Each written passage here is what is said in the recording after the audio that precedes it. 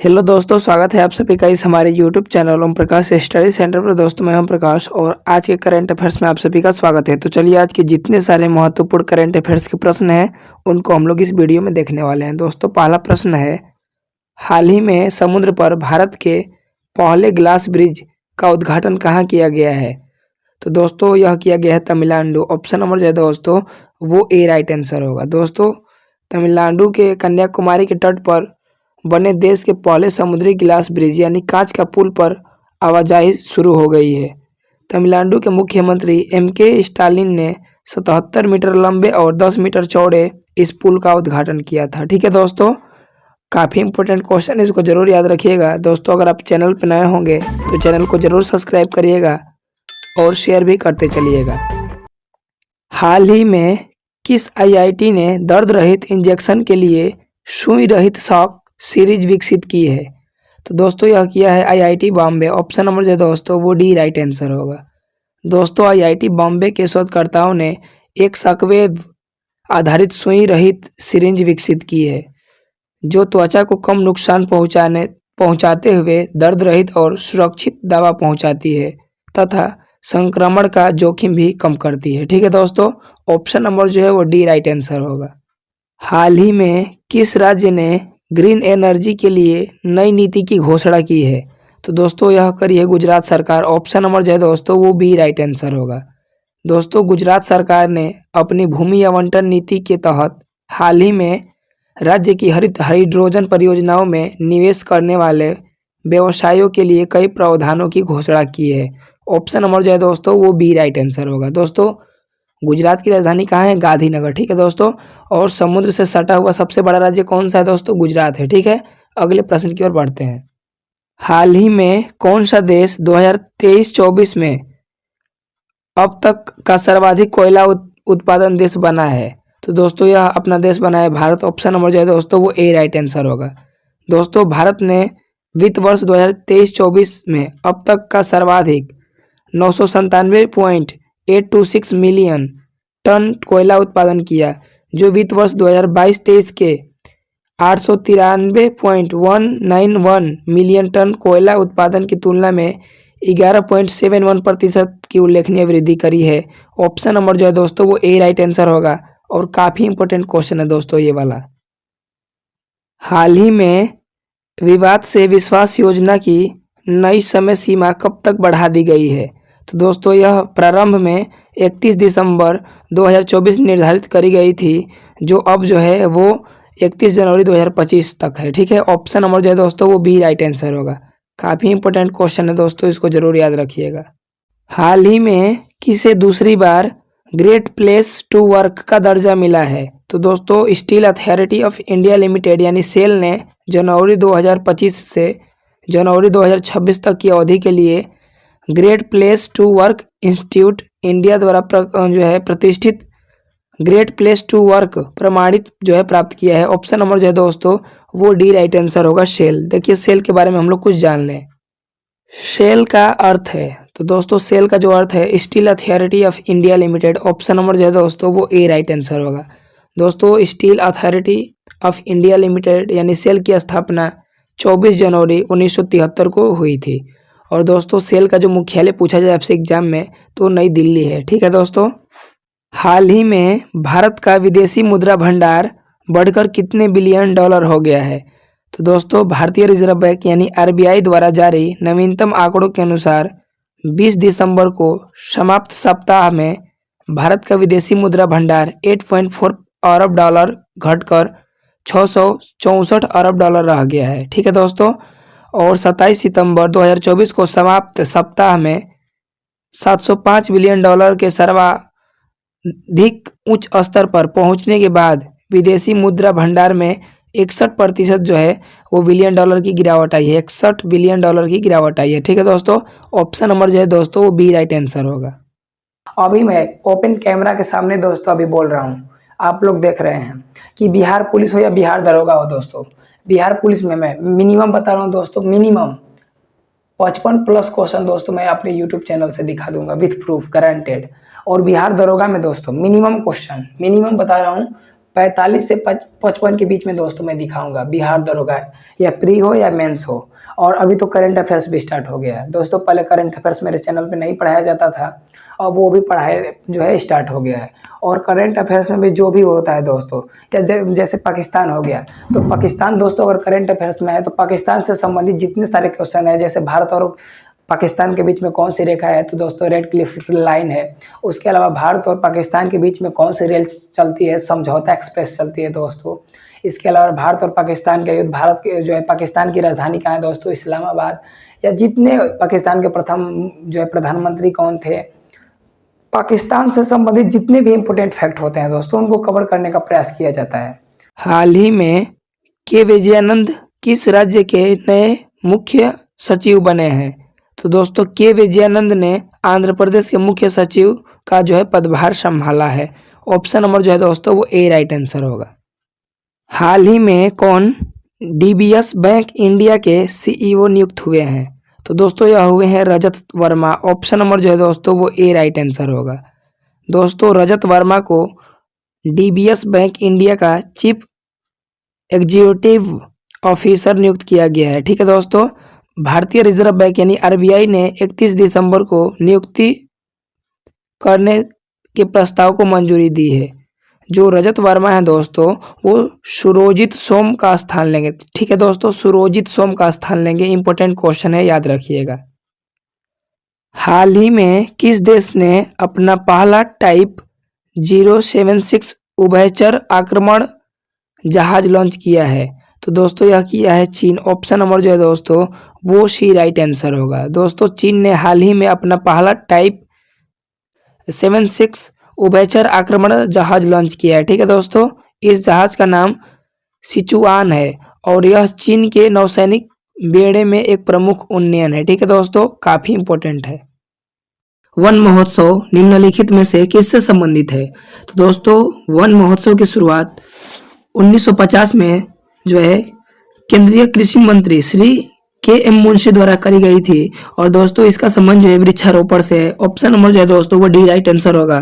ठीक है दोस्तों, अच्छा 1950 से आप लोग को कुछ याद आ रहा होगा मेरे प्यारे दोस्तों कि 1950 में हम लोग के देश का संविधान लागू हुआ था। ठीक है दोस्तों, अगला प्रश्न है मेरे प्यारे दोस्तों, अटकामा मरुस्थल किस महाद्वीप में स्थित है? तो दोस्तों अटकामा मरुस्थल जो है वो दक्षिण अमेरिका में स्थित है।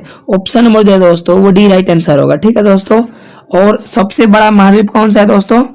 तो बताइए आप लोग कमेंट बॉक्स में। दोस्तों एशिया जो है दोस्तों इसको मानव का निवास स्थान भी कहा जाता है। ठीक है, बहुत ही इंपॉर्टेंट क्वेश्चन है ये, बिहार पुलिस फायरमैन में पूछा हुआ क्वेश्चन है। ठीक है दोस्तों, अंतरराष्ट्रीय तिथि रेखा कौन सी है? तो दोस्तों अंतरराष्ट्रीय तिथि रेखा 180 डिग्री देशांतर है। ऑप्शन नंबर जो है दोस्तों वो ए राइट आंसर होगा। ठीक है दोस्तों, इंसुलिन स्रावित होता है। तो दोस्तों इंसुलिन जो है वो अग्नाशय द्वारा स्रावित होता है। ऑप्शन नंबर जो है दोस्तों वो सी राइट आंसर होगा। और ये वाला काफी इंपॉर्टेंट क्वेश्चन है दोस्तों, इसको छाप के रखिएगा, एग्जाम में बन सकता है। ठीक है, अगला क्वेश्चन दोस्तों, इंसुलिन हार्मोन का स्राव करता है करती है? दोस्तों इसीलिए ओम प्रकाश स्टडी सेंटर खास है। तो दोस्तों लैंगरहैंस द्वीप की बीटा कोशिकाओं द्वारा। ऑप्शन नंबर जो है दोस्तों वो बी राइट आंसर होगा।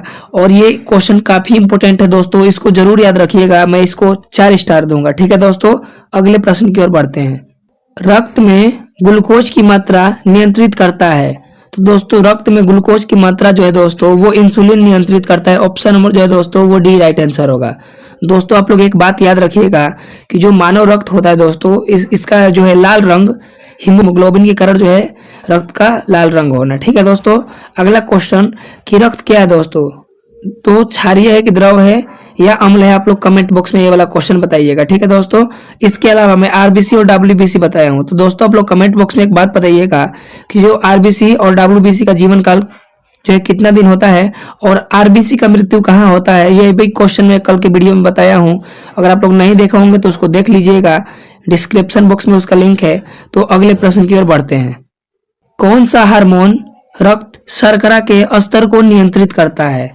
तो दोस्तों जो इंसुलिन होता है यह जो है रक्त शर्करा के स्तर को नियंत्रित करता है। ऑप्शन नंबर जो है दोस्तों वो बी राइट आंसर होगा। ठीक है दोस्तों, और एक बात दोस्तों आप लोग याद रखिएगा कि इंसुलिन की कमी से जो है दोस्तों मधुमेह रोग होता है। ठीक है दोस्तों, अगला प्रश्न है दोस्तों, सत्य फल यानी ट्रू फ्रूट किससे विकसित होता है?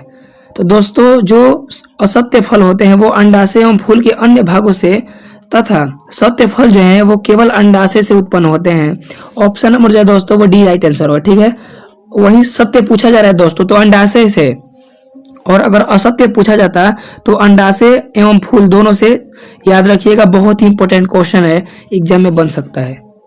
अगला दोस्तों प्रश्न है, यदि उपराष्ट्रपति का पद रिक्त है तो भारत का राष्ट्रपति निम्नांकित में से किसे संबोधित करते हुए अपना त्यागपत्र देगा।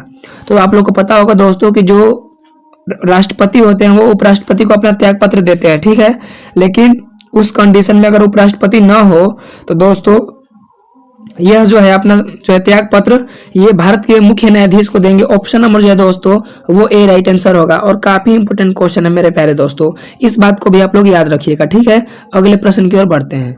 राष्ट्रपति और उपराष्ट्रपति के पद के रिक्त होने पर राष्ट्रपति के रूप में कौन कार्य करेगा।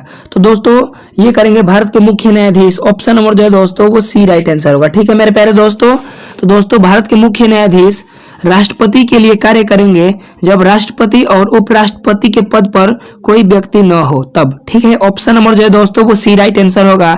बहुत बहुत बहुत महत्वपूर्ण प्रश्न है। शांत घाटी राष्ट्रीय उद्यान भारत के किस राज्य में स्थित है। तो दोस्तों साइलेंट वैली जो है मौन घाटी यह केरल राज्य में स्थित है। ऑप्शन नंबर जो है दोस्तों वो बी राइट आंसर होगा। ठीक है दोस्तों, काफी इंपोर्टेंट है दोस्तों। देखिए केरल के बारे में बात करिए दोस्तों, तो केरल जो है वो सबसे एजुकेटेड राज्य है। ठीक है दोस्तों, सबसे पढ़ा लिखा राज्य है केरल। ठीक है, ये क्वेश्चन इंपोर्टेंट है, याद रखिएगा। हुंड्रू जलप्रपात किस नदी पर स्थित है।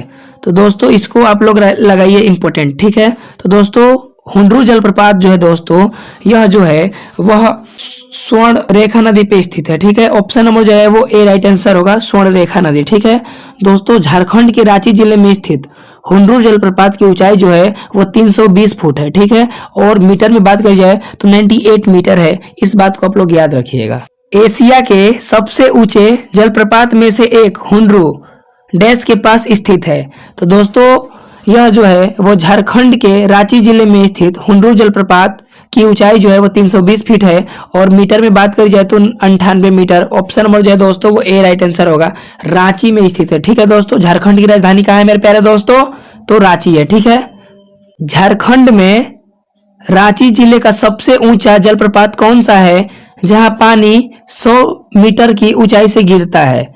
तो दोस्तों यह जो है वो हुंड्रू जलप्रपात है। ऑप्शन नंबर जो है दोस्तों वो बी राइट आंसर होगा। ठीक है दोस्तों, अगर बात की जाए झारखंड का सबसे ऊंचा जलप्रपात कौन सा है तो लोध जलप्रपात है। ठीक है दोस्तों, लेकिन इस ऑप्शन में नहीं है तो हम लोग हुंड्रू को क्लिक करेंगे। ठीक है दोस्तों, उसके बाद हुंड्रू है। ठीक है दोस्तों, झारखंड के रांची जिले में स्थित जो है वो हुंड्रू जलप्रपात है। ठीक है, अगले प्रश्न की ओर बढ़ते हैं। निम्नलिखित में से कौन सा जलप्रपात झारखंड में स्थित है।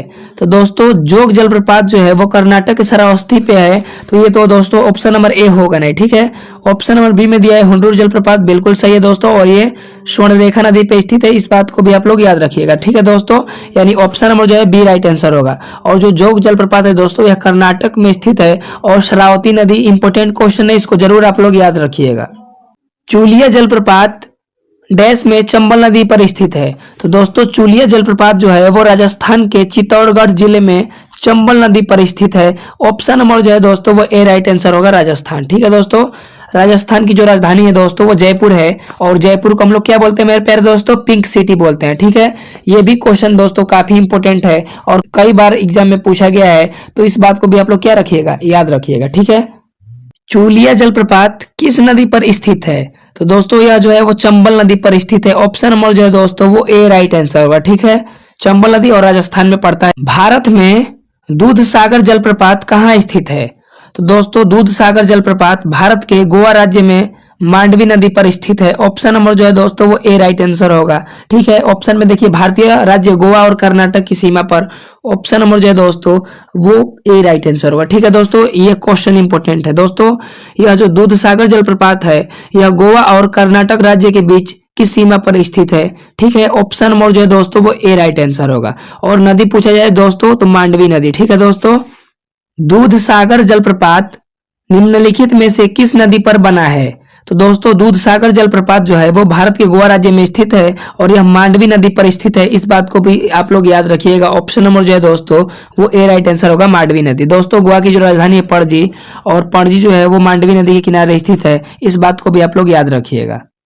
और दोस्तों आज का लास्ट प्रश्न, निम्नलिखित में से कौन सा वन्यजीव अभयारण्य गोवा में स्थित है? तो दोस्तों भगवान महावीर वन्यजीव अभयारण्य जो है यह गोवा राज्य में स्थित है। ऑप्शन नंबर जो है दोस्तों वो ए राइट आंसर होगा। तो दोस्तों ये थी आज का वीडियो कैसा लगा जरूर कमेंट बॉक्स में बताइएगा और शेयर जरूर करिएगा। Thanks for watching. जय हिंद।